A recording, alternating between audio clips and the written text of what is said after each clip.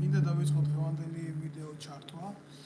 და ამ ვიდეო ჩართვაში მინდა ვილაპარაკო არც ისე დიდად უცნობ მოვლენაზე, ეგენ დიდი ხანი ერთად ხარხვალებენ, მაგრამ ეს უსინდისო ყველანაირი მორალის გარეშე მცხოვრები კაცი, ბიძინა ივანიშვილის თოჯინა, ალიკო ელისაშვილი გაერთიანდა ცნობილ მევახშესთან ქართველი ერის სახლების გამყიდველთან და უამრავი ემიგრანტის ემიგრაციაში როგორ გითხრათ გაყრის მთავარ მოტივატორთან მამუკა ხაზარაძესთან. მამუკა ხაზარაძე ახლა ძალიან ხამსობა იქნება ყველას რომ გიყვეთ ვინა.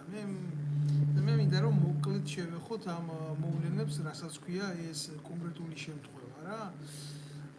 თითქოს და არავინ არ ელოდა რა, იმიტომ რომ ძალიან რადიკალური პოზიციები ჰქონდათ, ძალიან განსხვავებული ტიპები იყვნენ, მაგრამ უცებ აღმოჩნდა რომ არ არსებობს არანაირი მორალი. მთავარი მოტივატორი ამ ყველაფრის არის ბატონებო ფული, რომელიც ჯოჯოხეთს ანათებს და ფული, რომელიც ამ შემთხვევაში გააჩნია მამუკა ხაზარაძეს. თქვენს ყურადღებას მივაპყრობ ერთ პატარა საკითხთან დაკავშირებით, იმიტომ რომ ძალიან მნიშვნელოვანია ჩვენ ყველას გვქონდეს ამაზე სწორი შეხედულება რა. ვინ ვისთან ერთიანდება და ვინ ვისი საჯდომიდან გამოდის რა. იმიტომ რომ საბოლოო ჯამში მე მივა სიტუაცია იქამდე, რომ ჩვენ ამოვხდებით ქართველი ერი ძალიან მძიმე პოლიტიკური რეალობის წინაშე და მოგვიხდება ამ ცოდვების გამო ჩვენ შვილებს მოუხდება გადაიხადოს საფასური. და ეს ის ადამიანებია, რომელიც ეგრეთ წოდებულ პოლიტიკურ აქტივიტეტს იჩენს, ან რაღაცნაირად იჩენდა და ვარწმუნებდა, რომ აი ესენი არიან ყველაზე დამოუკიდებელი, ყველაზე სუფთა, ყველაზე წმინდა ხალხი, რომელიც ხელითაც კი იბრძვის პარლამენტში საკუთარი სამშობლოს ისტორიული ღირებულებების დასაცავად და აგერ თურმე რუსები არ მოწონს იმას ალიკო ელისაშვილს და ხელით დაარტყა მდინარაძე დიდი ნაბიჯვარი მაგაზე ხა ნაცების დროს დაპროკურორი ნაძირალა მე გაკოცებული, ნუ რა ვიცი მაგაზე ახლა სალანძღავად სიტყვები არ მეყოფა, მაგრამ აი ასპირალი ბრუნავს რა ამ ტაქტს მინდა კარგად დავაკვირდეთ ყველა რომ შევხედოთ და ვიცოდეთ რომ მეორე და მესამე აღარ შეგვეშალოს რა, კარგად რომ ვიცოდეთ ვინ არის ხაზარაძე. ვინ არის? აი გეკითხებით ნებისმიერ თქვენ გავს ვინ არის ხაზარაძე. ხაზარაძე არის საბჭოთა სტუდკავშირში კგბ-ს კადრი. იქ რა არის ილუზიებიდან ბევრი გამოვიდეს, ვინც არ იცის როგორ იმართებოდა საბჭოთა უსაფრთხოების სისტემა, შემიძლია მე ბევრი რამე მოუღო და ახლა ვისაც ჩემი არჯერა შეუძლია წაიკითხოს. და საბჭოთა კონტრდაზვერვა ჯარში და პოლიციაში ნაკლებად ეძებდა აგენტურას, ეძებდა სტუდენტებში დასაყრდენ ძალას. და ერთ-ერთი მათგანი იყო მამუკა ხაზარაძე, რომელმაც ხელი დაარტყა მერაბ კოსტავას. ეს როგორც აქტი, შემდგარი ფაქტი. და ეს ნაბიჯვარი ალიკო ელისაშვილი თუ რუსებს ებრძვის, რუსების ტრაქში ზრდება, ძალიან მარტივი შეკითხვა არის ეს. მაგრამ რა თქმა უნდა, ამას არც მისი 1%-იანი პარტია არ გასცემს ხმას და არც მისი ანასხლეტები. რეალობაში მამუკა ხაზარაძის უკანალში მძრომი კიდევ ერთი ჭია, აი ეს ელისაშვილი არის ქართული ოცნებასთან კოლაბორაციულ ძალად წარმოდგენილი ტიპი, რომლის გვერდზეც არის ვიღაცა იოსელიანი, აი დღეს რომ თავს სახალხო დამცველად ასაღებს და რაღაცა მამაძამობს რაღაცას. ულახდილად გეტყვით, რომ თვითონ არის სოლიდური ქონების მფლობელი, აგერ მის აქციაში უზარმაზარი ჰესი უკავია იოსელიანის მამამ თავის დროზე კუპონებში იყიდა, კუპონებში ნაყიდ ქონებას კი არა, იმას არ შეგარჩენდნენ თუ ჩახვიდა უშიშროების ამსახველი, რომ შენ არასწორად ქონდა რამე ნაყიდი და მე ნუ რა გააკეთა ელისაშვილმა პირველი თავისი კადრი დაანიშნია სახალხო დამცველად იქ და შემდეგ რაც გააკეთა ეს იყო რომ მისი დიშვილი შეგზავნა იქ სამუშაოდ კი ალიკო ელისაშვილმა პირველი სახელმწიფოებრივი ნაბიჯი გადადგა ის რომ მის თანაპარტიას თანამდებობაზე დაანიშნია მისი დიშვილი. ეს სულ სულთელი მისი სახელმწიფოებრივი შეგნება და მიდგომა ახლა გინდა მოგწონდეთ, გინდა არ მოგწონდეთ, ეს არის ის რეალია, რომელსაც თქვენ ან დაინახავთ, ან უბრალოდ ამას ვერ დაინახავთ. რა ეს ჩემი პრობლემა არ არის. უბრუნდები ისევ და ისევ აი ამ საკითხს, რასაც ქვია ილისაშვილის შეერთება ხაზარაძესთან, მინახავს ხაზარაძეს აი ქაშენ კიკო თუმანი და გეიღადება ასე რომ იმებიან. ჩემოკარგებო რა ანა დოლიძე თინა ხიდაშელის დროს თავდაცვის მინისტრის მოადგილე რო იყო ყველაზე საზიზღარი ადამიანი მე შემიძლია ახლა გითხრათ პირდაპირ ეს ადამიანი ვინაა ეს ადამიანი ჩვეულებრივ მუშაობდა რუსულ სპეცსამსახურზე და რუსეთის არმიის სასარგებლოდ ქართული ჯარის წინააღმდეგ ჰააგაში აგროვებდა მასალებს და მე რუსეთმა ეს ჰააგაში გამოიყენა ჩვენს წინააღმდეგ რომ თურმე ჩვენ ქართული ჯარისკაცები გენოციდს ვახდენდით იქ ოსების. აი ესეთი საქმეებში იყო ჩაძირული ანა დოლიძე. ეს ნაძირალა ქალი. და ხიდაშელის დროს მე თავდაცვის მინისტრის მოადგილე გახდა და იქედან ჯარში ხელს უწყობდა რომ ქართულ ჯარში მეჩეთები გახსნილიყო და ქართულ ჯარში შემოქონდა უთანხმოება თუ არა მე მუსულმანურ სარწმუნოებასთან, როგორც სარწმუნოებასთან დიდი პატივისცემით არც ერთ მორწმუნესთან მე არ მაქვს არანაირი პრობლემა და პრეტენზია. უბრალოდ ესენი ცდილობდნენ ამ საკითხზე პროვოცირებას. ვის ემსახურებიან ეს ადამიანები? ვინ აშკარა არა, ვინც ურიცხავდა ხელფას, ვინ ურიცხავდა ჰააგაში ქართული ჯარის წინააღმდეგ რო შეაგროვა ანა დოლიძე მასალები და დადო ჩვენი სახელმწიფოს წინააღმდეგ, ჩვენი ჯარის წინააღმდეგ, ვინ ურიცხავდა? ურიცხავდა რუსეთის ფედერაცია. ის მე ვიცით რა არის, მე მინდა რომ სწორად დაინახოთ რა. რუსეთი არის ძალიან დიდი სახელმწიფო და აქ თავისი გეოპოლიტიკური ინტერესები და ის ბევრ ანა დოლიძეს იყიდის და ბევრ ილისაშვილს იყიდის და ბევრ ხაზარაძეს იყიდის. და ბუნებრივი ფაქტი არის ეს, იმიტომ ეს მისი სახელმწიფოს ამოცანაა. შენი მოქალაქე რო აგერ და პატრიოტად თავს გისაღებს. ხო უნდა ვიცოდეთ ელემენტარული ვინ არის.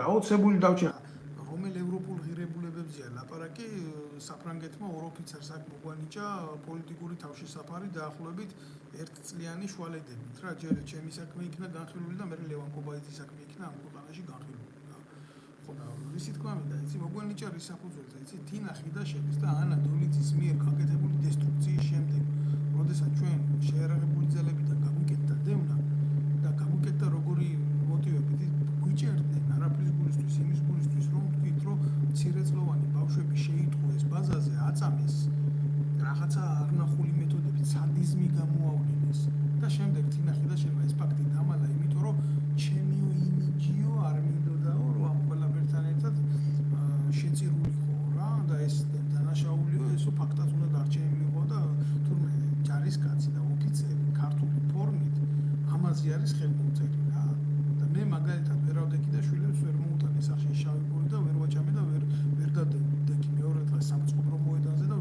ვერ თქვი რა ბავშვებს რო ამას უკეთებს მე იმ კაცის გვერდზე უნდა ვიბრძოლო ეს არის რეალობა სადა ხარ ახლა ალეკო ელისაშვილი რა არის ის საგინებელი კაცი ხარ აბა რა ხარ საგინებელი ხარ ყოველ დღეს ყველა მიმართულებით საგინებელი ადამიანი ხარ იმიტომ რომ ვაჭრობ საქართველოს ისტორიით ვაჭრობ ჩვენი კულტურით ვაჭრობ ჩვენი ღირებულებით ქმნი ილუზიურ ფანტომს რომ ვითომ ჩვენი მტრის პირველი მოწინააღმდეგე ხარ რა უკრაინაში მიდიოდი გასასეირნებლად ვითომ უკრაინა შენთვის ამოსავალი წერტილი და ამ დროს პირველი ნაბოზურის ხაზარაძის ჯიბეშიზი ხარ და აკეთებ ყველაზე მიუღებელ ნეპოტიზმს ყველაზე მიუღებელ სითახსირეს როცა შენ ამის საშუალება მოგეცემა მე გეუბნები ამას ფაქტებით ეხლა მე იცი რა არის დავდექით აქედან და სერიოზული კრიტიკის ქვეშ მოვაქციეთ ჩვენ ეს თვითონ აი ამ ნაძირლის დიშვილი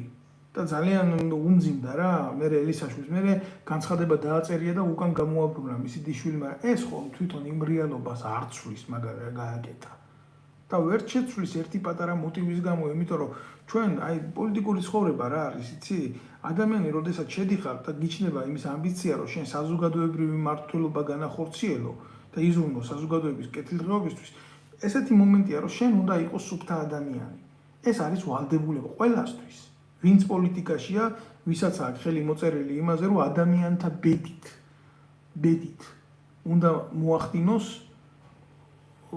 ქვეყნის სწორგზაზე დაყენება, იმიტომ პოლიტიკაში როცა ხარ, შენ შეიძლება მიიღო ხვალდაზე ომში ჩართვის, ან ომში არ ჩართვის, ან საბედისწერო გადაწყვეტილებები შენ კანონთან გიწევს ურთიერთობა. შენ გამომდინარე აქედან ხდები ადამიანი, რომელიც ხელს აწერ ამ ყველაფერს და პასუხისმგებელი ხდები ამ საქმეზე. ვინ არის ალეკ ალიკოელიშვილი არის ასეთი კაცი? თუ ვინ არის ისა ხაზარაძე არის ასეთი კაცი?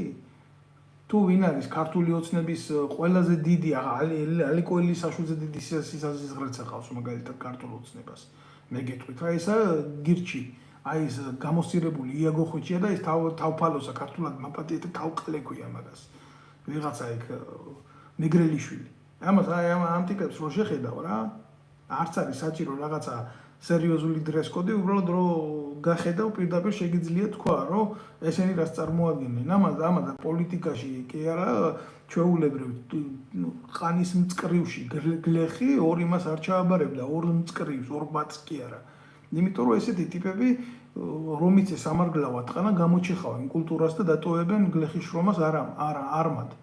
ესენი არიან ყველაზე უსარგებლო ადამიანები რა, არიან ეხა ადამიანია და გაჩნდა და იმის მოკვდინების და მოკვლის უფლება არ აქვს, მაგრამ ეს იმას ხო არ ნიშნავს, რომ ასეთ არამს და ესეთ ბუგანოს შენ უფლება მიცე შენი ქვეყნის სახელმწიფოებრიობა მოსპოს. რაღა ყველა სამ პარლამენტში უნდა გაქცევა ბიჭო. თუ ასეთი მაგრები არიან, დაიბრალონ, აგერ ქირურგობა შევიდნენ საოპერაციო მაგიდაზე და 3 წუთში მოკლავენ კაცს და გამოვა იქიდან და დაიჭერენ, მაგრამ არა ქირურგობა არავის არ უნდა. ამათ უნდა სახელმწიფოს მართვა, ამას უნდა სათავეში ჯდომა, ამას მაგარი ტიპობა უნდა. აი ესაა მთელი უბედურება. ახლა ვინც მიყურებს, ყველას ვთხოვ, რომ მოიწონოს და გააზიაროს ეს გვერდი, იმიტომ რომ ინფორმაციის გავრცელების პრობლემა ნამდვილად მდგომარეობს რა. ამიტომ მოიწონეთ და გააზიარეთ ეს გვერდი. ჩემი თხოვნა იქნება ასეთ. დანარჩენი თქვენი გადასაწყვეტი არის. და აქედან მინდა ვთქვა, რომ ამ გაერთიანებებზე ვილაპარაკო, რომელიც ამ წინასაარჩევნოდ არის მხოლოდ და მხოლოდ ფინანსური აყალბაყალის თემა და მეტი არაფრის რა. ალიკოელისაშვილის პარტიას მილიონობით ლარი აქვს უკვე მიღებული ბიუჯეტიდან. ანალოგიურად, რაც უნდა ხაზარაძეს ბიუჯეტიდან რამის მოპარვა და მითვისება, ისედაც შეჭმული აქვს ამდენი ფული ხალხის და გამოყრილი ყავს სახლიდან და პროცენტებში აქვს გაყიდული ნაღიდი და გაყიდული მთელი საქართველო. ამ ნაბიჯვარს ხო? იქეთ ანადოლიძეს მთელი თავდაცვის სამინისტრო აქვს შეჭმული და აი იქეთ ვინ ხვდება იმ ანადოლიძეს იქ იმ ხაზარაძის ბუნაკში იგივე დავით უსუფაშვილი. მე რა არის იცი კაცებზე მაქვს საერთოდ ლაპარაკი. ესენი არიან მამრობითი სქესის არაკაცები. მე ამათ ესე დავარქვი თორე გულახდილად გეტყვით ამ უსუფაშვილს მე პირადად ვიცნობ შევხვედრი ვარ რომ ამ უსუფაშვილს მისაუბრია ამ უსუფაშვილთან და გავიხსენებ მასთან ერთ-ერთ შეხვედრას როდესაც არმიიდან მისმა ცოლმა პოლიტიკური დევნით გამომიშვა შემთხვევით შემთხვევა ქუჩაში მაშინ პარლამენტის თავმჯდომარე იყო ეს უსუფაშვილი და შემომეგება და ამას ეგონა ახლა ჩვეულებრივი მოქალაქე ვიყავი და აბა ბატონო დავით თქვენ პარლამენტის თავმჯდომარე ხართ და რა კარგია რომ თქვენ სპალნაში წყდება ჩვენი ქვეყნის ბედი და შენი ცოლი რომ თავდაცვის მინისტრია და შენ რომ პარლამენტის თავმჯდომარე ეგონა რომ ასეთ როგორც ჩვევიათ რა ეს თალიფინი ენის რა ამ ნაძილებს გავაჩერე და უთხარი რომ შენი ცოლი არის ბოზი ჯერ ნებისმიერ ქართველ კაცს ეს რო უთხრა მნიშვნელობა არ აქვს მის თანამდებობრიობას რა გაგაჩერებს და პასუხს მოგთხოვს ამას ბიჭო მისი ოჯახისთვის ღირსება ვერ დაუცვი ჯერ აღირსება უნდა დაეცვა თინახიდაშვილს და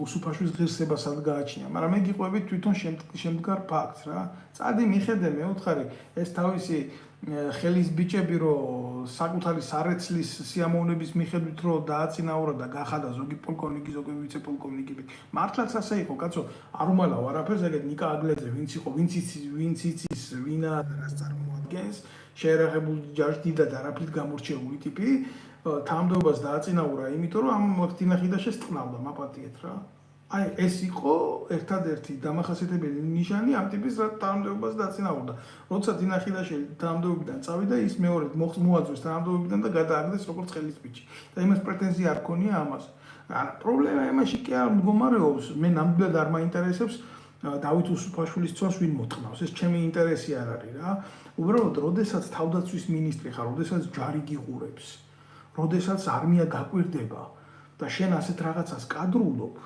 ხო, მაშინ ხდება ეს საჯარო და საზოგადო განხილვის თემა რა. როდესაც 40 ოფიცერი, უმაღლესი რანგის ოფიცერი მაგიდაზე სხედან განხილვის მაგიდაზე და თავდაცვის მინისტრიც ზის და ამ დროს შენი საყვარელი მწვნელი ეს აგლაძე რო ადგება და შენ ტუალეტში შევა და იმიტომ რომ ასე ყლე დარეკოს შენ ტუალეტში მინისტრი. ესეთი რაღაცა ჯარში არ ხდება რა. მაპატიეთ ასეთი ძიმე ტერმინოლოგიისთვის, მაგრამ ჯარში არსებობს ესეთი ფორმა, რასაც ქვია სუბორდინაცია რა. სუბორდინაცია არსებობს. და ჯარისკაცმა კი არ მით უმეტეს ოფიცერმა იცის თავისი ადგილი, ჯარისკაცმაც კი თავისი ადგილი იცის. იქ ჭიქა ისიც კი გათვლილია წესდებით სად უნდა დაიდოს.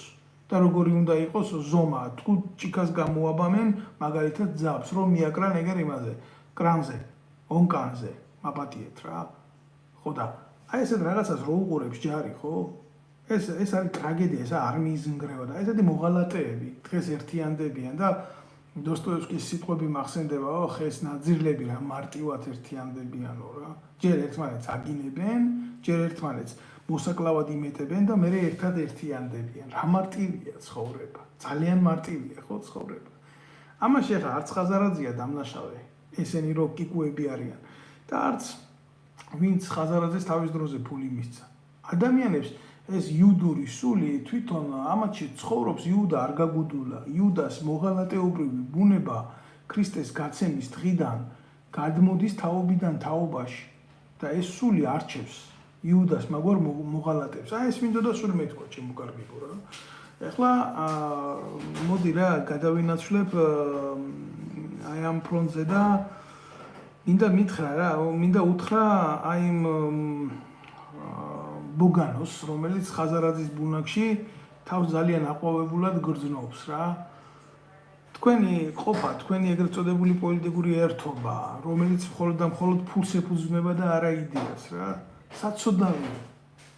საცოდავი, არანაირი პერსპექტივა მას პოლიტიკური არ გააჩნია.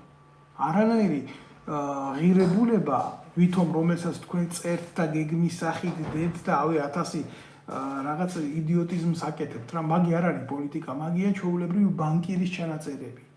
რო თითქოს ხალხს რაღაცა შესთავაზებენ. არა, კოცები რო ვერაფერს ვერ თავაზობენ საზოგადოებას და კოცები რო ნოლები არიან, მე დღეს ამაზე არ ვლაპარაკობ. მე ვლაპარაკობ იმაზე, რასაც თქვენ აკეთებთ, რას გავს ეს. ეს გავს უბრალოდ ტრაკის თამაშს. როგორც ყოველთვის და სხვანაირად რო არ შეიძლება რო ყოფილიყო. აი ესეთი მომენტია ეს. მეტი არაფერი რა, როდესაც ესენი გაშლილები იყვნენ, ელისაშვილი არის ხო ხაზარაძეს რო წამოვარ და შენ დააქციე ქვეყანა და შენ გააუბედურე ყველა და შენ გაუყიდე ქართული კაცს სახლი და ახლა მივიდა ღელი ჩამოვარ და ტრაქზე აკოცა. რა მარტივად ერთიანდებიან ესენი, რა მარტივია ამათში თანხმობის მოძებნა რა. ძალიან აი რა არის, იცი, მე ვინც არ უნდა მოვიდეს საქართველოს სათავეში. მნიშვნელობა არ აქვს და იჯდეს იქ ხო? ღარიბაშვილი იქნება, ეს იქნება კობახიძე თუ ვინც არ იქნება ხო? აი, როდესაც ხვდები რა, შენი ქვეყნის სახელით რომელიმე წარმატებული ქვეყნის ლიდერს ხვდები ხო? აი, მნიშვნელობა გინდა ამერიკის ლიდერს ხვდები, თუნდაც რუსეთის ლიდერს ხვდები, თუნდაც რომელიმე ევროპული ქვეყნის ლიდერს ხვდები და ის იცნობს შენ პირად ბიოგრაფიას, ვინ ახარ შენ და როგორი პოლიტიკური ცხოვრება გაქვს გავლილი შენ და რას წარმოადგენს შენი პოლიტიკური ფსიქოტიპი და ამ ძლიერ სახელმწიფოებს აქვთ სტრატეგიული დაზვერვის ელემენტები და ისინი აუცილებლად წინ და წინ საკუთარ პოლიტიკურ ლიდერს თავასობენ ამ ანალიტიკას და რო კითხულობენ რა ეს ვიღაცის ჯიბის ბიჭი ეს ტრაგის მოთამაშე ეს რაღაციდან ჟურნალისტარი და მერე ბიძინა ივანიშვილთან გარიგებული პოლიტიკაში მოსული ნავაჭრალი გათახსირებული ტიპი და არ გიყურებს სერიოზულად რა. აბა შენი ქვეყნის სათავეში ყავდეს იდეისთვის მეომარი დისიდენტი. აბა შენი ქვეყნის სათავეში ყავდეს ისეთი ძლიერი ადამიანი, რომელიც დისიდენტის თავისთავად ნიშნავს იმისთვის, რომ ერთხელ მაინც უნდა იყოს დაკავებული რა, ბრძოლებისთვის, პოლიტიკური იდეებისთვის რა.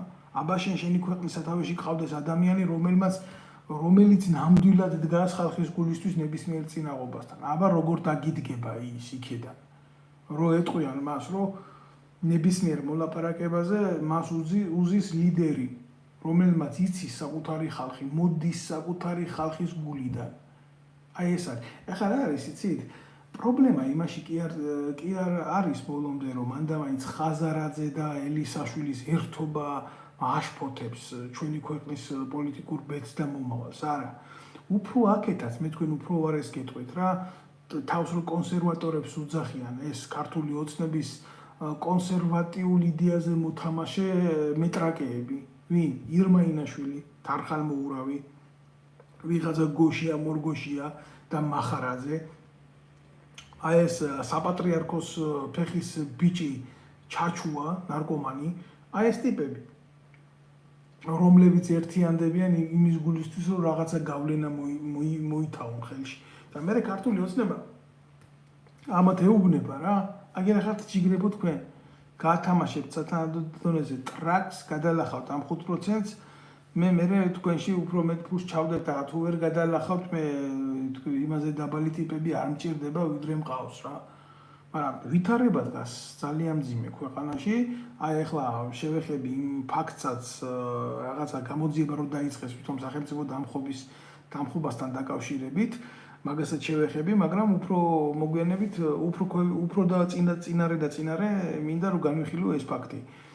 არანაირი სხვაობა არა ხაზარაძის ერთობასა და ინაშვილის და თარხალმოურავის და თავისი ბოგანო ხალხის იმაში რა ქვია ერთობაში. არანაირი იდეასთან ახლო ამ ხალხს ერთმანეთთან არ გააჩნია, არც მახარაძესაც, მორგოშიას არა, მილიონერები გახდნენ ბიზია.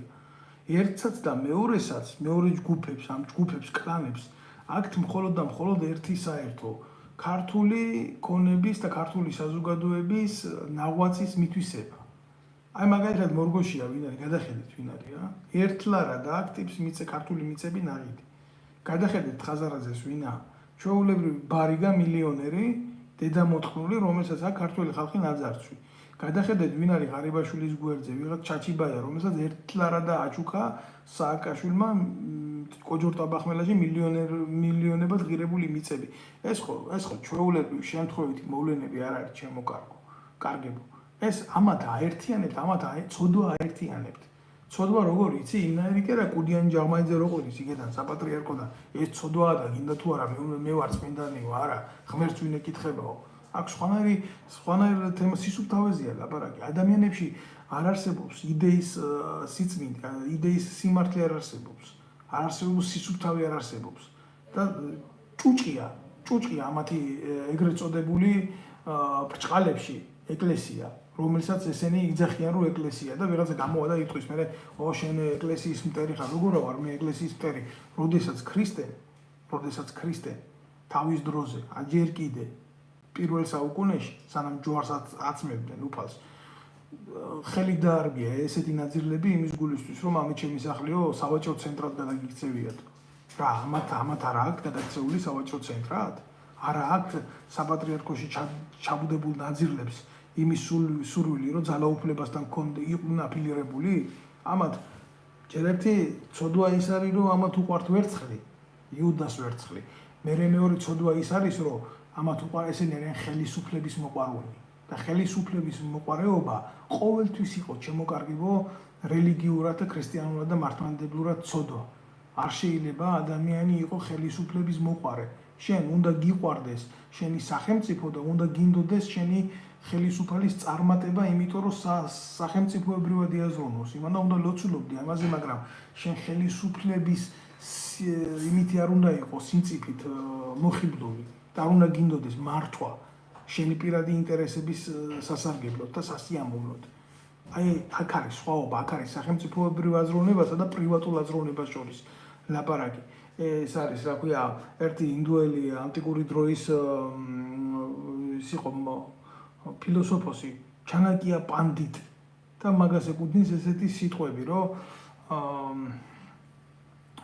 ვერც ერთ ხელისუფალსო ვერ უშველის ყველაზე ძლიერი არმია თუ ხელისუფალიო საკუთარი ცოდვების მონა არისო. რომელი ერთი არ არის საკუთარი ცოდვების მონა, იზორი არ არის საკუთარი ცოდვების მონა, უშიშროების მინისტრად მჯდომი ნაძირალა არ არის ის თავისი ცოდვების მონა, ღარიბაშვილი არ არის თავისი ცოდვების მონა თუ რომელი არ არის თავისი ცოდვების მონა, რომელი ერთი ჩამოგითვალოთ. საკუთარი შვილი ისე გაასეირნა ჰამბურგამდე, იმითი ჩარტელური რეისით პენსიონერ მამას დააბრალა მილიონერობა. ეს არ არის, აბა ხელისუფლებისთვის ცოდვა რაში მდგომარეობს. პრობლემა არსი რაში მდგომარეობს, პრობლემის არის. იქ ფაქტია თვითონ მძიმე დღევანდელი პოლიტიკური ვითარების, იმიტომ რომ რა ხდება, იცით, დღეს საქართველოში არის პრობლემა უახლოეს მომავალში არჩევნების ლეგიტიმაციის. და ეს პრობლემა იქნება და იარსებებს, იმიტომ რომ საქართველოს დღევანდელმა ხელისუფლებამ ყველასთან აიყროლა სიტუაცია, ყველასთან. იმიტომ რომ ამათმა რო იკადრეს, წარმოუდგენელია ამათ კონდეს სახელმწიფოებრივი აზროვნება. ახლა რა არის, იცით, მე არ უყურებ აქ ბოდიშვიხტი რა, არ შემიძლია კომენტარები ვიკითხო. მაგრამ თუ რომელიღაცა იქნება ესეთი მნიშვნელოვანი კომენტარი, კი შეიძლება 1000-ს პასუხი გავცე.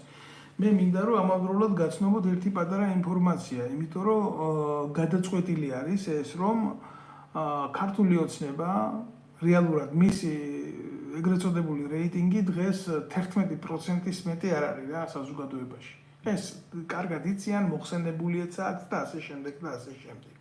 ისინი პირდაპირ მიდიან ხელისუფლების დაკარგვაზე, ეს გათავისებულიც აქვს, ეს ნორმალურიც არის, მაგრამ არა ქართული ოცნებისთვის. ეხლა რა მინდა იცი რომ თქვა ჩემო კარგებო, მინდა მე შემდეგ რაღაცაზე გელაპარაკოთ.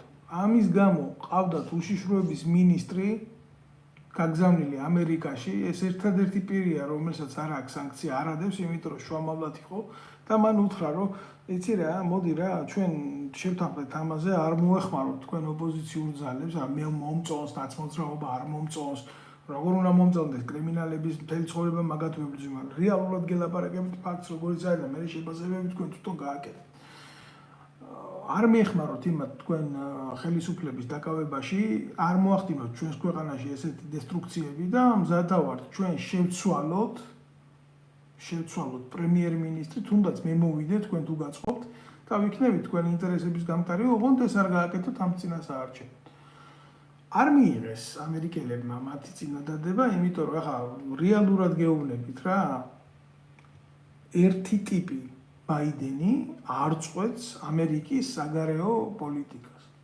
ეს არის კლასით მართული სახელმწიფო, კი, პრეზიდენტს აქვს თავისი ინსტიტუციონალური შეხედულებები, ძალაუფლება და არსი და მიმართულების უნდა არის, მაგრამ ის მარტო რო წყვეტდეს აკეთოს ყველაფერი ამერიკის სახელით, ასე იქ არ ხდება. ამიტომ არის ის დემოკრატია. დემოკრატია ეს შენთვის არის თუ არა ამერიკული დემოკრატია, ეს ცალკე საკითხია, მაგრამ მის ქვეყანაში ეს პარიტეტი დაცული აქვს რა. ამიტომ ქართულ ოცნებას იქ აღარ დარჩა შანსი თამაშის. ეს არ არის მისი მოედანი, სადაც ითამაშებს. ეს რეალობაა, მეტი არაფერი. და ღარიბაშვილს რეალურად უთხრეს იმის, რომ რუსეთის ფედერაციის მიმართულებით უნდა ქონოდათ მათ აგრესიული პოლიტიკა. ეგრეთ წოდებულმა ქალბატონმა ელჩმა უთხრა, რომ ეს ახლა ნარატივი კი არ არის, ესა ფაქტი, შემდგარი ფაქტი.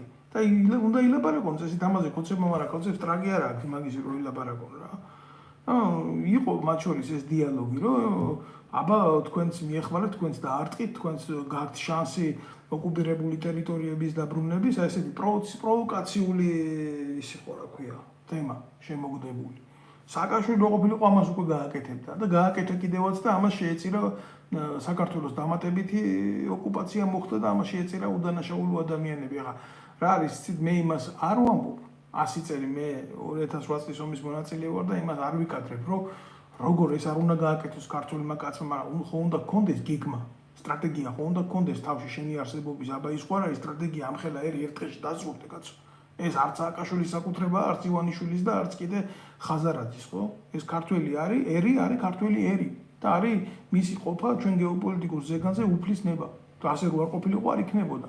და ამდენ დარტყმას ვერ გაუძლებდით, ვერც ირანელებიდან, ვერც ოსმალებიდან, ვერც თურქებიდან და ასე შემდეგ. ხო და ამას ხო უნდა ფიქრი. ხო და რაც არ უნდა სულ მდგომარეობაში იყოს რუსეთი, გულახდილად გეუბნებით ამას, ხო? აი არ ვიცი ახლა ნახეთ, არ ნახეთ, მე სამხედრო ვარ, ამას ვაკვირდები რა. უკრაინაზე გაშვებული 2 ბალისტიკური რაკეტა ნახე, რომლებიც შემთხვევით გადაიღო მეთევზეება. თქვენ აი ვინც ახართ ანტაგონისტურად განწყობილი იმის მიმართ, რომ პოლიტიკა არ უნდა იყოს ფრთხილი და სახელმწიფოებრივ მე კოცების პოლიტიკას არ უძახი სახელმწიფოებრივ პოლიტიკას ცნობისთვის რა. მე სხვა შეხედულებები მაქვს საერთოდ საქართველოს პოლიტიკაზე კავკაზიის ოქტაგონზე და მაგაზე თუ გაინტერესებთ მე შემდეგ ვიდეოებს ჩავწერ. თუ წარმოგიდგენიათ ის რომ ესეთი ბალისტიკური რაკეტები უფალმა დაგვიფაროს რომ თბილისში გასკდეს მე თქვენ სად იქნებით? დედა თქვენის ტრაქში შეძვრებით მარეული რა. დედა თქვენის ტრაქში შეძვრებით. უკრაინის ტერიტორია რთული სათქმელია, ხალხი ხო ვერ იტანს თუ იტანს ტერიტორია, იმას შეიძლება ვერ იტანდეს ხალხი და იღუპება იქ ხალხი. ხო და ამ ყველაფერს უნდა გააზრება, სტრატეგიულად მიდგომა უნდა ამას. და რეალური ჭეშმარიტი პოლიტიკის შემუშავება უნდა, რომელიც იქნება საზოგადოებრივ აზრზე დაყრდნობილი, არა პროპაგანდაზე, რომელსაც ეგრეთ წოდებული ტელევიზიები ტრიბუნებად ავრცელებენ. არა, ქართველ ერთან უნდა მოხდეს საუბარი, ხელისუფლება უნდა იყოს მისი გამგონი. და ეს იმაში მდგომარეობს, რომ უნდა მოხდეს რეფერენდუმი, რეფერენდუმის წესით უნდა მივიდეს საზოგადოებამდე ჩვენი ქვეყნის ღერძული პოლიტიკა, რაზე უნდა იყოს დაფუძნებული. არა მარტო სოციალური პოლიტიკა, არამედ საგარეო პოლიტიკა. არ შეიძლება ქვეყანა მთავარ კონსტიტუციაში რაღაცეებზე მიმართულებები და ვექტორები ჩაიდოს. იმას უნდა კონდეს ერთი ვექტორი. საქართველოს კონსტიტუცია უნდა ითავისებდეს საკუთარი საზოგადოების წარმატებას და წინსვლას. ესეთი რაღაცა ამდენი მთავრობა შეიცვალა, იქ არ ყოფილა. ვინმე შესთავაზა საზოგადოებას, რომ გავაკეთოთ რეფერენდუმი. და ამ რეფერენდუმში ჩვენ დავაფიქსიროთ ჩვენი აზრი.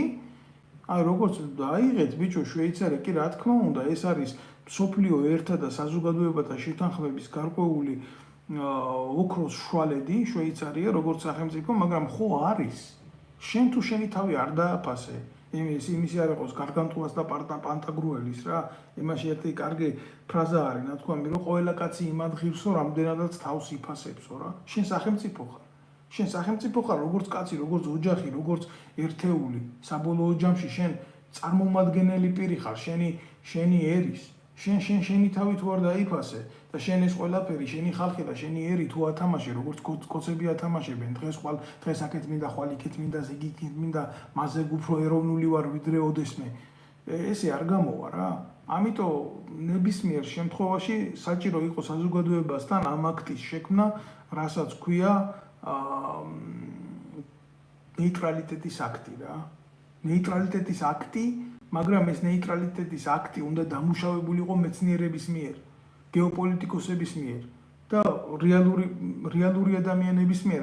იქ ჩვეულებრივი ადამიანის ადგილი უნდა ყოფილიყო, რომ მისი აზრი გამოეთქვა და უნდა დამორჩილებულიყო ეს კანონი საერთაშორისო საზოგადო განხილვებს. და ისეთ საზოგადო განხილვებს კი არა, სადაც ანადოლიძის არასამთავრობო ორგანიზაცია 2 საათი იკივლებდა და უბრალო ადამიანს ერთ სიტყვას არ მისცემდნენ, არა.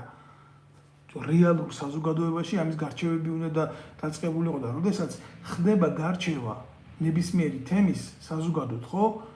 იქ ჩანს რაღაცა საკითხის ნაკლოვანი თუ არანაკლოვანი მხარეები. ეს არის აუცილებელი ვალდებულება. არა, ჩვენ გადავწყვიტეთ რაღაცაში ყოფნა, არ ვიცით როდის, არ ვიცით რატომ, არ ვიცით რის გამო, არ ვიცით რა ღირებულებებია, კი, ვცნობთ ევროპული ღირებულებები. ევროპული ღირებულება. ვინ იცის ახლა ევროპული ღირებულება, ჩემზე უკეთესად, რომ მელია მიცის, გვარამია მიცის, თუ რომელმა იცის, ბიძინა ივანიშვილის ხელის ბიჭებმა იცის. მე ვცხოვრობ აქ და მაგენი არიან განავალი, აგერ პარიჟი განავალები. და მე ვცხოვრობ აქ რა ამ ქვეყანაში. და ზუსტად ვიცი რას ნიშნავს ევროპული ღირებულება, თანასწორობა, საზოგადოების სიძლიერე, ურთიერთგაგება და მე ესეთი რაღაცა თუ გვინდოდა, როგორ რა შესაძლებლობებით, რა იმუნიტეტით. ერთმანეთს ვკლავთ, ჭამთ, ერთმანეთის მიმართ ემპათია არ გაგვაჩინია, ნდობა საზოგადოებაში ნულოვანი, 10,000 ლარი პარლამენტარს და 200 ლარი პენსიონერს. და ეს რა ღირებულებაში ჯდება.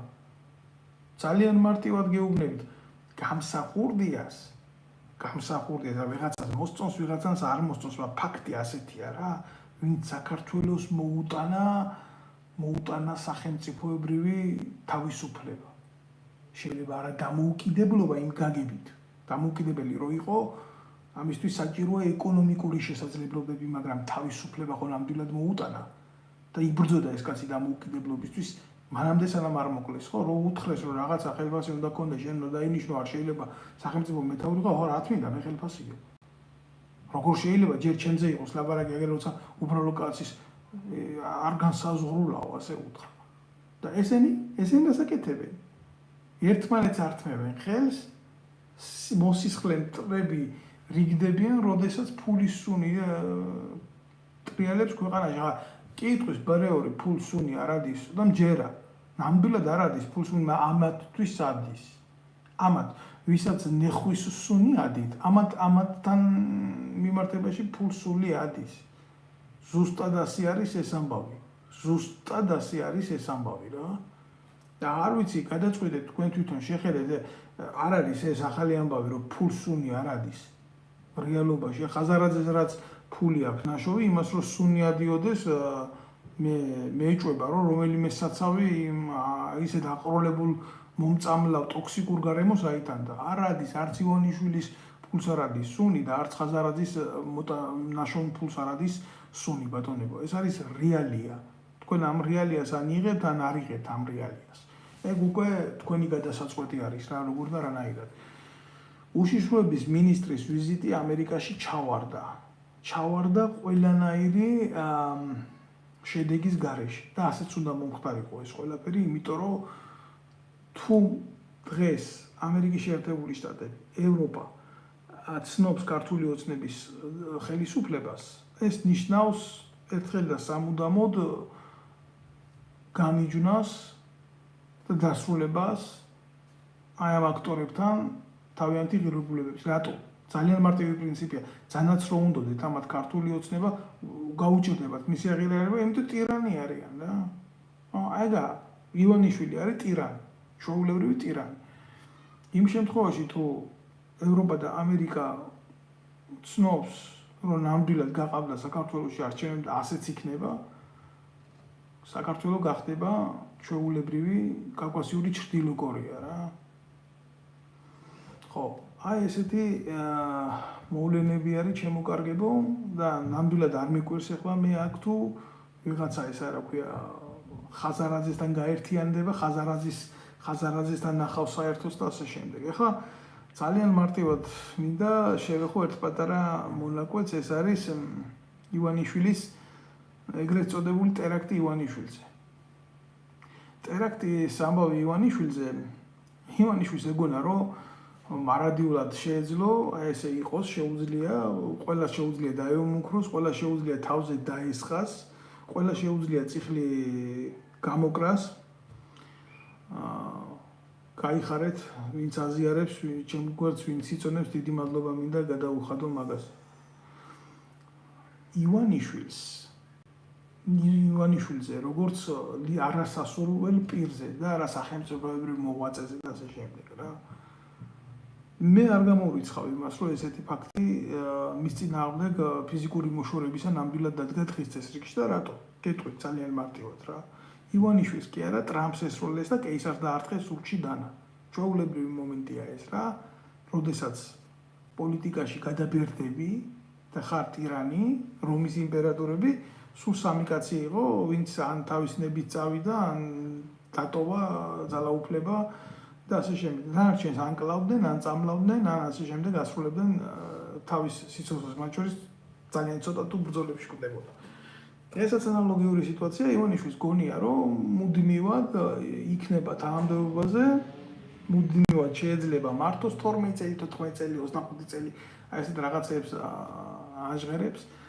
ხო და დაიწყო ეს ყველაფერი, დაიწყო სად ნახეს ეს ადამიანები, ნახეს აფილირებულ ძალებთან, მიხეილ სააკაშვილის ტიპებთან, რომლებსაც საქართველოში ბევრს იმდენი სიბინძური გაკეთებული, უბრალოდ დაედგომებოდა და ნახა აგერ შირმა და ვითომ უკრაინის თავისუფლებისთვის იბრძვის. კი არა, უკრაინის თავისუფლებისთვის კი არ იბრძვის, მისი ჯიბისთვის იბრძვის და თავის გატანა უნდა და გამორჩენა უნდა სიტუაციიდან. აი ესეთ ადამიანებში არ გამოვრიცხავ იმ თემას, რომ დამუშავდა ეს თემა ივანიშვილის ლიკვიდაციის. ნამდვილად გითხრათ, საქართველოსთვის ივანიშვილის ყოფა არ ყოფნა, ეს ბევრს არაფერს არ წყვეტს ნამდვილად.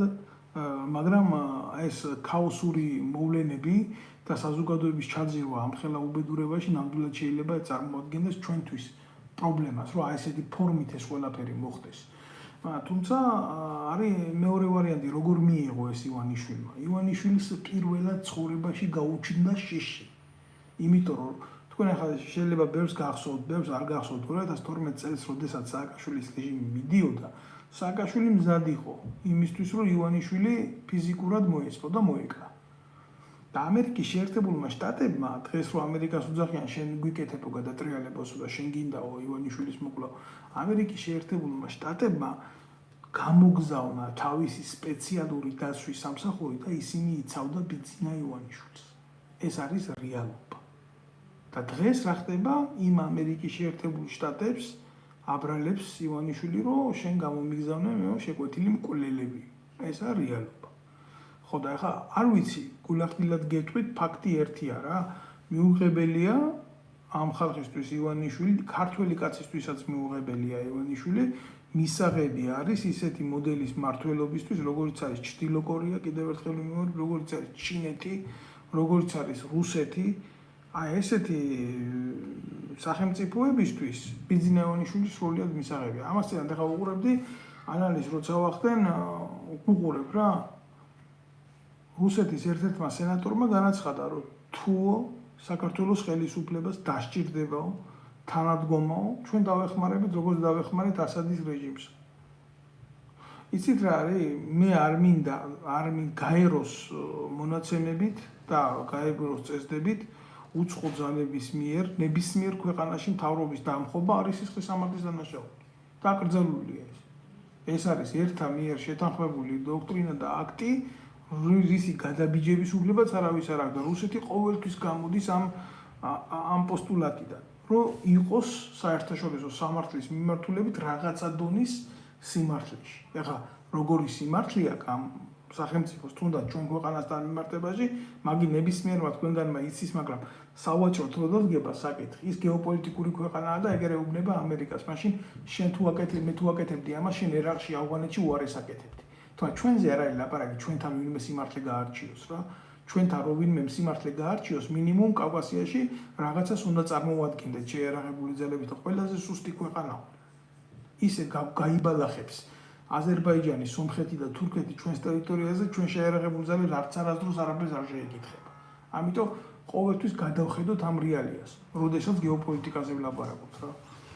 ეხლა რა მინდა თქვა აი ამ საკითხთან მიმართებაში ივანიშვილს გაუჩნდა შიში, ივანიშვილს აქ ისტერიული შიში, იმისი რომ ვიღაცამ არ მივიდეს და დედა არ უტიროს. მივლიან. არ არსებობს. არ არის ბიძინა ივანიშვილი არც კეისარზე მაგარი კაცი, არც ტრამპზე მაგარი კაცი.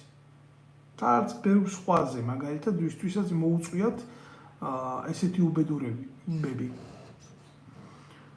მოგესალმებით, ჩემო კარგებო, ყველას მივესალმები და მინდა გთხოვოთ ყველას, რომ კიდევ ერთხელ მინდა გთხოვოთ, ვინც უყურებს, რომ მოიწონოს, გააზიაროს ეს გვერდი და გამოხატოს მხარდაჭერა ამ კუთხით, იმიტომ რომ ჩემთვის მნიშვნელოვანია, ვინც უყურებს, ახლა იყოს ეგრეთ წოდებულ სინთეზში და კავშირში ამ არხთან, იმიტომ ალგორითმი ასე აქტიურდება.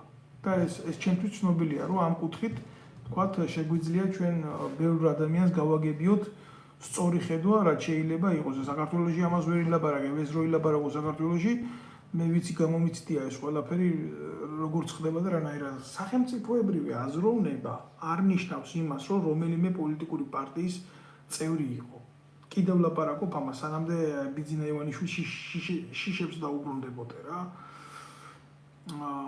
სახელმწიფოებრივი აზროვნება ნიშნავს იმას, რომ ზუსტად იცოდე და განსაზღვრე წესიერ ქვეყანაში, აი მაგალითად საფრანგეთში რა, ბავშვებს დაწყებული სკოლის ასაკიდან დამთავრებული აი სავალდებულო განათლება სადაც უნდა მიიღოს. იქეთ ახლა მისი ნება, ის წავა იმუშავებს მე თუ რაღაცა, მაგრამ არსებობს ზღვარი, ხო? აი ეს ზღვარი გემს რო აქვს წითელი ზღვარი, რომ იმის იქეთ თუ ჩავიდა, ჩაიძირება რა. არსებობს სტანდარტი განვითარებულ სახელმწიფოში, რომ მისი მოქალაქე უნდა იყოს იმ დონის განათლების შესაბამისი. უნდა იცოდეს წერა, უნდა იცოდეს კითხვა, უნდა იცოდეს ელემენტარული ფიზიკა, ელემენტარული მათემატიკა, ელემენტარული გეოპოლიტიკა ასე შემდეგ. და სისტემური მოწყობა სახელმწიფოსი. რა როგორ რაზე არისთვის არის დამოკიდებული რა? ნებისმიერი ძლიერი სახელმწიფო და ნებისმიერი ძლიერი სახელმწიფოს განათლების სამინისტრო ამაზე აგებს პასუხს საბრძოლო ალგორითმით. ჩემოკარგებო, ეს ძალიან მნიშვნელოვანი საკითხი არის. ხო და როდესაც ასეთ თემებზე მიდის ლაპარაკი, მოქალაქე, რომელიც 18 წლის ხდება და პასპორტს იღებს, მას უკვე აქვს ჩამოყალიბებული ხედვა მიუხედავად იმისა, ის როგორი მოქალაქე არის და რას აპირებს ცხოვრებაში რომ გააკეთოს, თუ რაზე უნდა გააკეთოს არჩევანი. თუ რა ასპექტები უნდა კონდეს პოლიტიკოს, რომელიც მას თავაზობს მომსახურებას მომავალი 4 წლის განმავლობაში, როგორც დაქირავებულის, აი ამის გააზრების და ანალიზის უნარი უნდა კონდეს, მიყავთ ამ დონეზე მოქალაქე. საქართველოში ვინ მიყავთ მაგ დონეზე? ვინც ჩვენი ახალგაზრდობა იყო, ვინც ჩვენი ძირითადად შეგნებული ნაწილია, გაყრილია უცხოეთში, იზრდებიან უცხოეთში, მოკლებული საქართველოს, უამრავ შემთხვევაში დანგრეული ოჯახები, ცოლები წასული იტალიაში, გერმანიაში, სხვადასხვა ქვეყნებში სამუშაოდ და ეს არის ევროპული სტანდარტი, ნებისმიერ ევროპულ ქვეყანაში არსებობს სახელმწიფო ბალანსი იმისი, რომ ოჯახმა იცხოვროს ურთიერთთანხმობაში და თანაფარდობაში, რომ მოხდეს სინთეზი, რომ მოხდეს ამ ოჯახში, ამ სახელმწიფოს ღირებულებების და ფასეულობების გაძლიერება და ჩვენთან რა ხდება? სად არის? ოჯახში სახელმწიფოს ფასეულობები კი არა, ოჯახში ოჯახის ფასეულობები აღარ არის. იმიტომ რომ ოჯახები არის ფუტუროგრაფიად შექმნილი. და აი ეს ქალბატონები, რომლებმაც უნდა გაზარდონ ბავშვები, რომლებმაც უნდა ბევრი სიყვარული ანახონ მამაკაცებს, წამიდიან იტალიაში და იკარგებიან იმის გულისთვის, რომ სახელმწიფოში პოლიტიკა არ არსებობს სოციალური.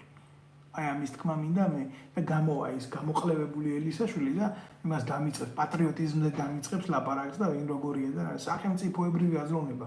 სახელმწიფოებრივი აზროვნება რას ნიშნავს იცი? მე მომწონს თუ არ მომწონს ვიღაცა გამოსწირებული კაცარავა, მე რო ყოფილიყავი მაგალითად პროკურორი, მაგკაც სამჯერ დავიჭერდი, იგულახდილად გეუბნებით რა.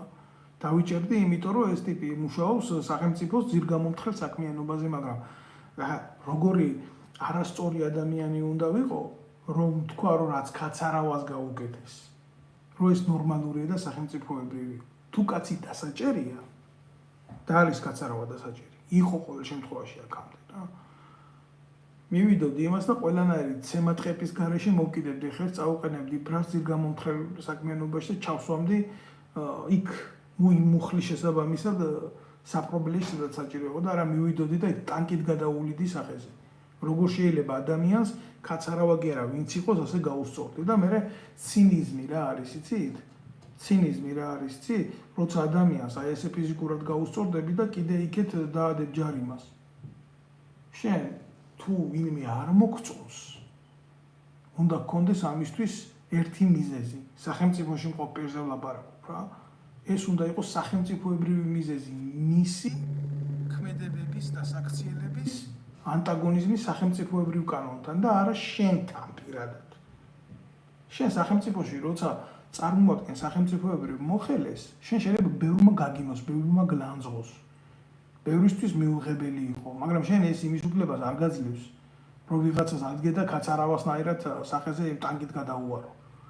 მონახო ამისთვის მომენტი და ისარგებლო და სახელმწიფოს ძალა, რომელიც ექსკლუზიური ძალაა და სახელმწიფოს აქვს ნამდვილად ძალის ექსკლუზიური გამოყენების უფლება, გამოიყენო შენი პირადი ინტერესებით. აი ეს დაუშვებელი. ესაა კრიმინალი. ესაა სისხლის სამართლის დანაშაული. და როდესაც სახელმწიფო არ მუშაობს, სახელმწიფო პოლიტიკა, ძალოვანი უწყებების ემორჩილება არა კონსტიტუციას, არამედ ცალკეული პირების ინტერესს უკვე სისტემები და მართვის ორგანოები და ელემენტები, ძალოვანი უწყებები, პოლიცია, უშიშროება, ჯარი, არმია, ქვედანაყოფები ხდება პოლიტიზირებული. და პოლიტიზირებული საზოგადოება არ ემსახურება კონსტიტუციას და სახელმწიფოს, ის ემსახურება კონკრეტულ იდეას. ამ შემთხვევაში ბიძინა ივანიშვილს. ეგ არის ადამიანი იდეის მიღმა არის და წმინდანად გახდილი. და ეგ არის ზუსტად პრობლემა. რო ვიძახით ელისაშვილმა ხელი ჩამოართვა ხაზარაძეს, მარტო ეს რო იყოს პრობლემა მათი ხელის ჩამორთმევა ვინო ხერი. უბრალოდ ალტერნატივა არ იქმნება იმისი, აი იქროზის წმინდანი ბიძინა ის არ გვაძლევს ჩვენ ქართველებს იმის უფლებას შევქმნათ ალტერნატივა ახალგაზრდების, შევქმნათ გულანთებული მოქალაქეების ალტერნატივა, რომ საზოგადოებამ დაინახოს სხვაობა ვიღაცასა და ვიღაცას შორის. არა, შენ ამის უფლებას არ გაძლევს ის, იმიტომ რომ იმას ჭირდება ჭუჭყიანი ელისაშვილი, იმას ჭირდება ჭუჭყიანი ხაზარაძე, იმას ჭირდება ჭუჭყიანი ანადოლიძე, მე რა რომ ბოზია ჭირდება, იმას ჭირდება ღირსებადაკარგული უსუფაშვილი, მე რა რომ ვიღაცა შეუძლია თავზე დაამხოს მის წორს, მის შვილს, მის ოჯახს. ისეთი კაცი ჭირდება ზუსტად ბიძინა ივანიშვილის, უსუფაშვილის ნაირი საკუთარ შვილებს რო ქვეყნის სიყვარულს არ ასწავლის. აი ესეთი ტიპები ჭირდება, იმიტომ რომ ამათ ფონზე საკუთარი თეთრთავაურა გუნტანგები უფრო კაი ტიპები ჭირს. იმიტომ რომ თურმე დედის და სამშობლოს სიყვარულს ასწავლის ბერა ივანიშვილს ბიძინა ივანიშვილი და რა კაია ბიძინა ივანიშვილი და უგრად ტაში. ჩვეულებრივი კიმ ჩენილისეული პოლიტიკური მმართველია, არანაირად განსხვავებული, არაფერს არ ვამბობ მის რაღაცა კომიკურ პროფესორობაზე თუ ეს ხარისხები რო აქვს დაცული მაღალ ფარდოვანი კიდე და ასე შემდეგ. მე რაღაცას ვიტყვი და გავიმეორებ, მე ამას ბევრჯერ ვიმეორებ, მე ახალც გავიმეორებ ამას. ცნობილ ფრანგ პუბლიცისტს ეკუთვნის ესეთი სიტყვები, სადაც უსამართლობა არის, იქ არ არის სამშობლისას, იქ არის ნაგვის ბუნკერი. და დღეს საქართველოში ნამდვილად არის ნაგვის ბუნკერი. არ არის ეს ის განცდა, რომ ადამიანმა თქვა, რომ მიწა კი, ტერიტორია კი, მაგრამ პოლიტიკური დაჯგუფება, ქართული ოცნება და ხელისუფლება ის არ არის ჩემი სამშობლო. და ეს მავანი სამწუხაროდ რა, განიხილავს ამ თემას, იცით როგორ? შენ ქართულ ოცნებას აგინებ, ანუ საქართველოს აგინებ, გაყავით რა, ორი თემა ერთმანეთისგან, რაც განსხვავდება ძალიან. პირველი და აუცილებელი, რომ ქართული ოცნება საქართველო არ არის. არც ნაციონალური მოძრაობა საქართველო, არც ნებისმიერი პარტია არ არის საქართველო. საქართველო არის ხალხი, ქართული ხალხი და ქართული ინტერესები.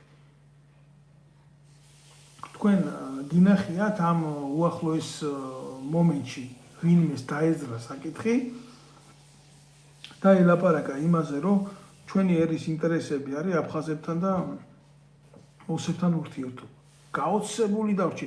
ოსებთან რაღაცა შეხვედრაში გააკეთეს შეხვედრის გულისთვის. აი, გაოცებული დავრჩი. სამხედრო პოლიციაში ერთი გამოყლებებული ტიპი იყო, ამათი ხელის ბიჭები რა. დღეს ბიჭო, იქ არ დავინახე იმ შეხვედრებში, ახლა უშიშროებაში გადასულა და იქ გააგრძელა მის საქმიანობა. და ეს იმგენზე არ მოდიან და ეს იმგენზე არ გვეთანხმებიან და იმათმა მოგთხოვეს აქ პოსტი გავაუქმოთ რაღაცა ესეთი აი როგორც უთავმოყვარეო არაფრის მომცემი დიალოგები რა გულახდილად გეუბნებათ რა გული მტკივა რა მნიშვნელობა აქვს შენ ამერიკასთან ევროპასთან გააკეთებ ეგრეთ წოდებულ ფარს თუ გააკეთებ ემასთან აქვია. აგერა ოსებთან და აფხაზებთან. პრობლემის გადაწყვეტა გინდა? რეალურად გინდა ეს პრობლემა? მიუბრუნდი შენ ხალხს დაელაპარაკე, გულანთებული რო იყო, დაუძახე რეფერენდუმს, თუ შესაძლებელია კანონის შეცვალე, კანონის ძალით იმოქმედე შენი საზოგადოების სრული ლეგიტიმაციით და არა ვიღაცის დავალებით. და მე რეალდი ბიძია ამ ლეგიტიმაციის მოპოვების შემდეგ და მიადექი ეგერ რუსეთის ფედერაციაზე იმას მოთხოვე პასუხი. აი მე რო ამას გავაკეთებ აი შენ ხელში დაჭერილი ტიპები ესენი ორნი. რა ვითარებაში გეყოლება ჩემთან მიმართებაში. ეს არის პოლიტიკა. პოლიტიკა რო არ არსებობდეს და რო არ იყოს ეს ხელოვნება არ იქნებოდა. პოლიტიკა არის ხელოვნება. პოლიტიკას აკეთებენ, როგორც ჩვეულებრივ სკამს აკეთებენ. თუ ნიჭიერი ხარ, გააკეთებ კი იმისგან ხელოვნების ნიმუშს და თუ აღარ დებილი ხარ, მაგალითად იმისგან ვერაფერს ვერ გააკეთებ. მაგალითად ივანიშვილის და მისი დამაგვარი აბეზიანები ამისგან იმერის კაფსული გააკეთებენ სამფეხარო და ზევით. ეს არის რეალობა. არ ვიცი, ყველას თავის შეხედულება, ვიღაცას მოსწონს, ვიღაცას არ მოსწონს, მაგრამ ამ შემთხვევაში მე კიდევ ერთხელ ვიტყვი რა, ჩვენი მდგომარეობა, ერის მდგომარეობა და განსაკუთრებით ეს არჩევნები არასოდეს არ იყო ლეგიტიმური, რაც ერიოდა ამ ყველაფერში ფედერაცია და იყო აწრელებული მთელი ამბავი. ეს იყო ყოველთვის მტკივნეული. ამიტომ ამას მიაქციეთ ყურადღება ჩვენ გველის მძიმე პოლიტიკური არჩევნები, არეულობა, თანამდებობების ვერ გაყოფა და არ მინდა რომ ეს ყველაფერი მივიდეს სამოქალაქო დაპირისპირებამდე რა, იმიტომ რომ ძალიან ბევრია დაინტერესებული ივანიშვილის ლიკვიდაციით და საქართველოს სამოქალაქო ომით რა. დაუღუპავს ეს სამოქალაქო ომი, მიგვიყვანს ძალიან ცუდ მდგომარეობამდე. და ჩემი სურვილი იქნება რომ ქართველებმა ჩვენი სიფხიზლით არ დაუშვათ ეს უბედურება რა. მნიშვნელოვანია, ძალიან გთხოვთ რომ ფხიზლად იყავით, არ რაყვეთ არავის, არ ჩაგითხრიოთ ამ უბედურებაში, ძალიან მარტივად ხდება. ძალიან როგორც თითიდან გამოწველეს ეგრეთ წოდებული კანონი, რუსული კანონი, არაფერი არ არის რუსული კანონი. იმის უკან რაც დგას ის არის ყოველთვის მთავარი. ეს არის ყველაფერი იმისთვის, რომ ამ თავიანთი ინტერესების დელეგირება მოახდინონ თუ არა სახელმწიფოში, კაცო, სადაც მიღებულია კანონი ძალოვანი უწყებების შესახებ და სადაც უშიშროების სამსახურს აქვს გაწერილი ჩვეულებრივი ალგორითმი, აი მოწინააღმდეგე ძალების ელემენტების დესტრუქციული ჯგუფების, საბოტაჟნიკების ლიკვიდაციის და ასეც უნდა იყოს, ხო? იქ რატო უნდა აცხადებდეს უშიშროების მინისტრის მოადგილე ვიღაცა ბათიაშვილი ნაბიჯვარი გამოყლებებული, რომ ისა საქართველოს უშიშროების სამსახურის მოვალეობა არ არის აგენტების დაჭერა. ამას რო იტყვის ახლა უშიშროების მინისტრის მოადგილე, იქ რომელი კანონის მიღებაზეა ლაპარაკი. რა კანონი რაც არის, ისიც არ სრულდება. ესაა პრობლემა და ესაა უბედურება. ამიტომ არ შეიძლება რა საზოგადოება იყოს გაუნათლებელი, არ იცოდეს საკუთარი უფლებები. და საკუთარი ვალდებულებები საკუთარ სახელმწიფოსთან მიმართებაში. მოქალაქეებს დიდი ძალა აქვთ. ყველას ვერ მოერევიან, ყველას ვერ გადაფარავენ. თუ საზოგადოება არ მიიღებს ჭუჭს და არ აყვება იმაში, ხო? წარმოუდგენელია ნებისმიერმა ძალამ მოახდინოს განგრძობადობა პროვოკაციის. და ამ ყველაფრისთვის უნდა გქონდეს სწორი ინფორმაცია. მე ყველას ვთხოვ, ვინც უყურებს, მოიწონოს ეს ვიდეო არხი და აუცილებლად ჩემი თხოვნა იქნება კიდევ ერთხელ, რომ გააზიაროთ და მიაწოდოთ სხვასაც, ვისთანაც ეს ინფორმაცია არ მიდის. მე დრო სპეციალურად უთმობ ამ საკითხებს და სპეციალურად ვლაპარაკობ იმაზე, რომ არც ერთ ტელევიზიაში, არც ერთ რადიოში, არც ერთ პრესაში დღეს საქართველოში ამ თემაზე საუბარი და დიალოგი არ შედგება. და გამოიწერეთ ჩემი არხი, ჩემი თხოვნა არის ეს, იმიტომ რომ მე სხვა საშუალება არ მაქვს საზოგადოებასთან ურთიერთობის. აი ამის თქმა მინდა. ახლა ადგეს ხაზარაძემ და შეიერთოს რამდენი ელემენტიც უნდა გახარია შეიერთოს, გახარია იმას ინაშვილ შეუყოფს უკანალში თავს, ინაშვილი წმინდა თარხანის ჯიბეში ჩაჯდება, მერე იქ რომელ არ ვიცი მე ახლა ყველას თავის შეხედულება აქვს, ყველას თავისი სიწმინდეები აქვს მაგ საქართველოში ბჭყალებში და მაგრამ როგორ დავიჯერო ბიჭო იმ ხალხის ვისაც ერთლარად აქვს მილიონი ხალხის მილიონების ქონება ნაყიდი ამის დედავად. ამ ვასაძეებს და ეგრეთ წოდებულ ფსევდორაინდებს და ამ ვითომ წმინდა მამებს და ასე შემდეგ. პრივატულად აქვს გახდილი სარწმუნოებას, პრივატულად აქვს გახდილი პოლიტიკაც, პრივატულად აქვს გახდილი საზოგადოება მთლიანი და საქართველო არის ჩვეულებრივი ეგრეთ წოდებული სავაჭრო ლავკა.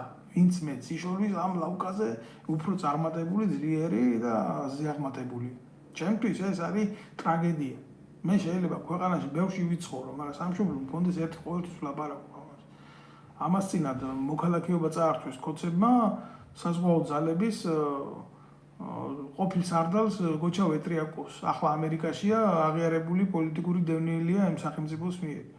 და არ დაევასვათ ქოცებს და წაართვეს მოქალაქეობა, იმიტომ გადაწყვიტა, რომ საქართველოში პოლიტიკური ნაბიჯები გადაედგა და როგორც მოქალაქე შეექმნა პოლიტიკური პარტია და ასე და ეს ეუბნებოდნენ კაცს, რომელიც საზღვაო ძალების დაზვერვის სამსახურის უფროსი იყო, შენ თუ გინდა საქართველოს მოქალაქეო, ქართული ენა უნდა ჩააბარო.